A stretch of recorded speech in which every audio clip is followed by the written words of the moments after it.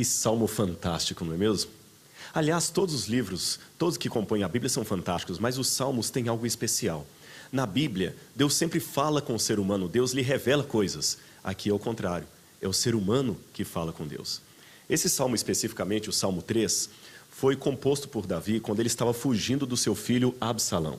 Absalão estava concorrendo com ele pelo trono, e não era uma concorrência apenas de política por votos, ele queria matar o seu próprio pai. Davi estava fugindo de alguém do seu próprio sangue. Imagina a angústia de Davi: Senhor, como são grandes os meus adversários, o número deles é tremendo. E o pior, os adversários eram da sua própria casa. Será que vocês já se sentiram assim, que parece que os melhores amigos se voltam contra você? As pessoas olham para você e falam que ele é um pobre coitado, não tem mais jeito. É o que Davi falou. Eles olham para mim e dizem: não há em Deus salvação para ele, nem Deus o ajudará. Parece que tem dias que a gente acorda e tudo dá errado, não é mesmo?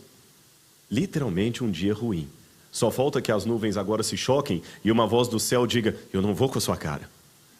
Davi sentiu assim. Davi estava sendo perseguido, mas ele falou: Senhor, o Senhor é o meu escudo. Naquela época bíblica, o escudo era uma coisa muito importante para proteger você durante uma guerra.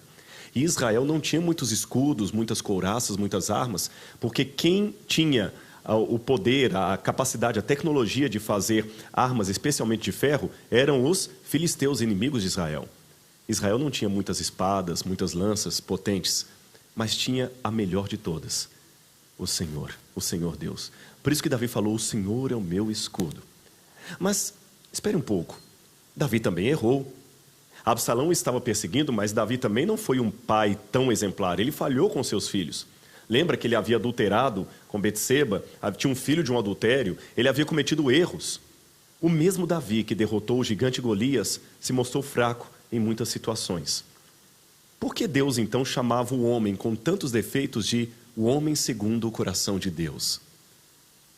Qual a diferença de Davi e de outros que erram? Que alguns erram e são condenados. Davi errou, mas foi perdoado. Sabe o que eu entendo quando eu leio esse salmo e por que Davi podia falar: o Senhor é meu escudo, apesar dos seus defeitos? Eu vou contar uma história que ilustra esse princípio para vocês. Eu ouvi essa história um tempo atrás. Na época do faroeste americano, havia um homem que tinha assassinado um outro numa briga de bar. E aquele homem foi, evidentemente, condenado à morte, à forca. Ele ficou na cadeia esperando a sua execução. Mas as pessoas gostavam daquele homem e falaram: ele brigou em legítima defesa, foi uma situação pontual, vamos implorar ao governador que lhe dê o perdão. E muita gente escreveu para o governador pedindo: olha, liberte esse homem, liberte esse homem. E o governador, antes de assinar a carta de libertação, falou: eu quero primeiro conhecer o homem que eu estou libertando. O governador então colocou a carta no bolso, se disfarçou de sacerdote e foi até a cadeia visitar aquele homem, aparentemente condenado à morte. Quando ele viu aquele sacerdote, sem saber que era o governador, aquele homem começou a gritar, blasfemar: suma daqui, não quero saber de Deus, está tudo acabado, eu não acredito em mais ninguém. E xingava, blasfemava, dizia até palavrões. Aquele sacerdote, que na verdade era o governador disfarçado, saiu triste, cabisbaixo.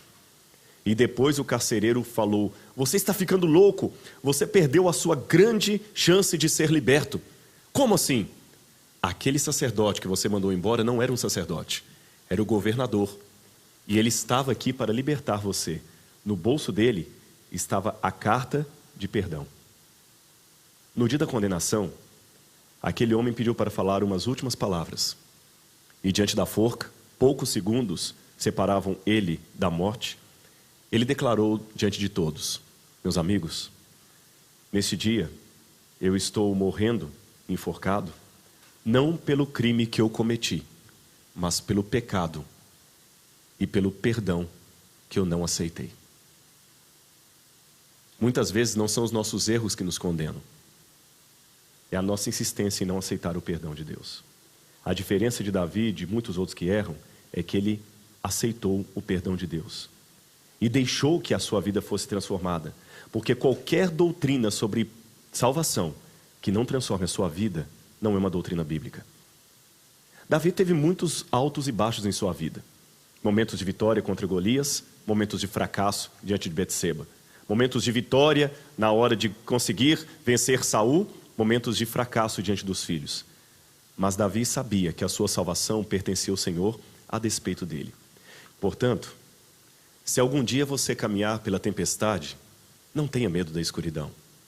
Ainda que você tenha os seus sonhos todos reduzidos ao pó, continue rumo à frente. Ainda que você esteja como Davi, em que as pessoas dizem a seu respeito, não há em Deus salvação para ele, continue caminhando.